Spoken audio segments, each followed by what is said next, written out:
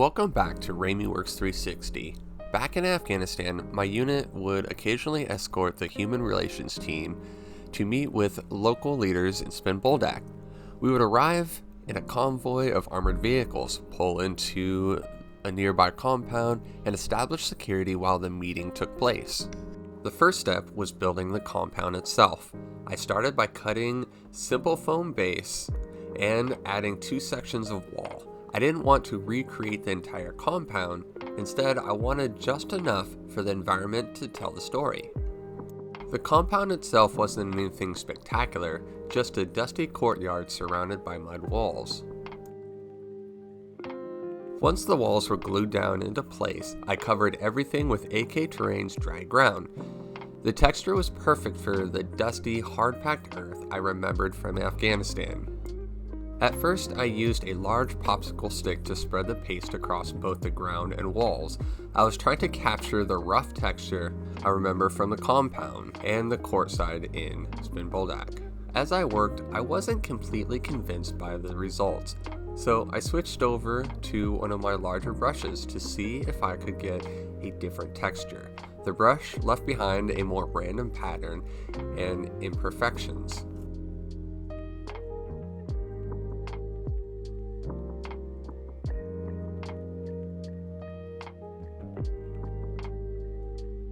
After the texture dried, I airbrushed a coat of flat earth across the entire scene. This would become the foundation for everything that followed, creating the darker shadows beneath the layers of dust and sun-faded dirt. While the team and leadership went inside, we would stay outside in the courtyard, watching entrances, scanning for threats, and making sure everyone inside could focus on the meeting without worrying about what was happening outside the walls.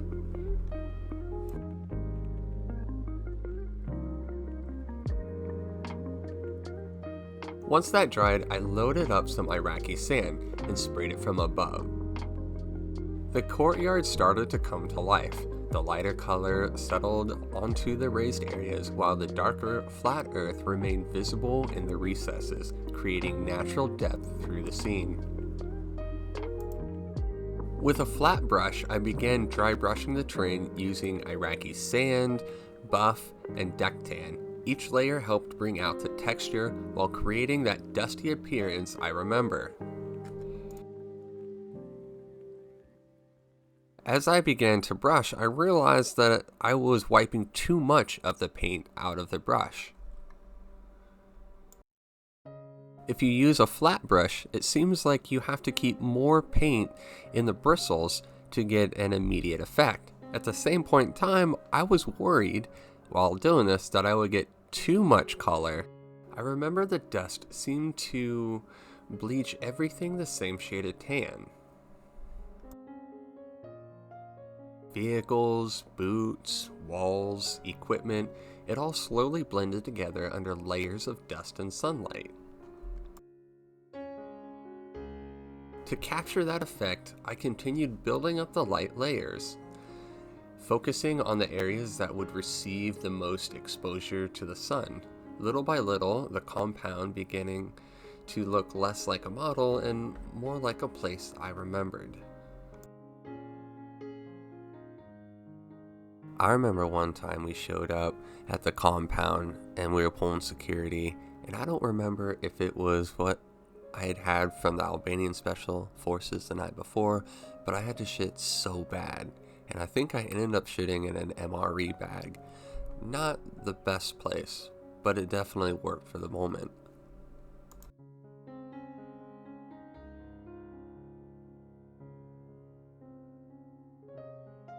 For the figures, I used Trumpeter's modern US Armored Crewman and Infantry set. Whenever I build something based on a personal memory, accuracy really matters to me. Not just the uniforms, but the gear, the weapons, and their overall appearance. I think it's these small details that help transform just a model into an actual moment in time.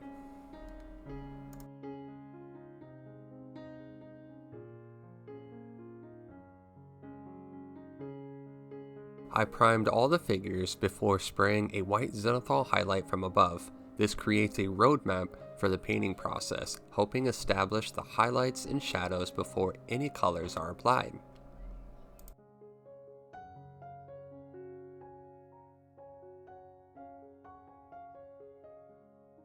Since this diorama is based on a real memory, getting the uniforms right was important. I wanted them to look the way I remember us looking during those missions. As I spray from above, you can see where the light would naturally land on the uniform. You can immediately distinguish between the light and the shadows, giving you that depth.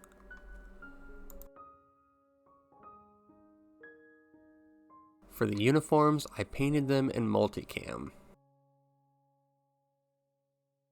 A lot of people don't know this, but when I first joined the Army, we weren't wearing Multicam. We were wearing Universal Camouflage Pattern, better known as UCP or the Digital ACU pattern. The Army originally adopted it as a universal camouflage that was supposed to work in every environment, but the problem was it didn't really work well in any environment. In Afghanistan especially, soldiers quickly discovered that the gray-green digital pattern stood out against the terrain more than it blended in. As the war continued, the Army began transitioning to Multicam, which proved much more effective in Afghanistan's deserts, mountains, and valleys. By the time I deployed, Multicam had become a common sight across the country. One thing I've learned over the years is that most military equipment tells a story all by itself. Most soldiers don't carry exactly the way the manuals show.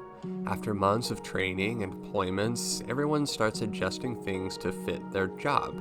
Pouches move, equipment gets added or removed, little details start appearing that makes a soldier's kit unique for them.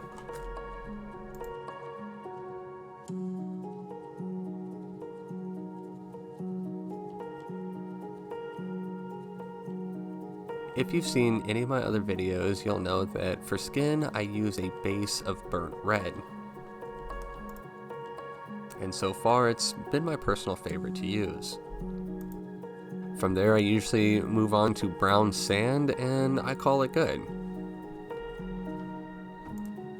One of the final challenges was deciding how to tell the story. I experimented with several figure arrangements before settling on the final composition. I wanted the scene to feel natural, as if the convoy had just arrived, security had been established, and the meeting was about to be underway. Next, I turned my attention to the Cougar MRAP and the base. Vehicles like this carried us across some of the harshest terrain in Afghanistan and became a familiar sight during missions like these.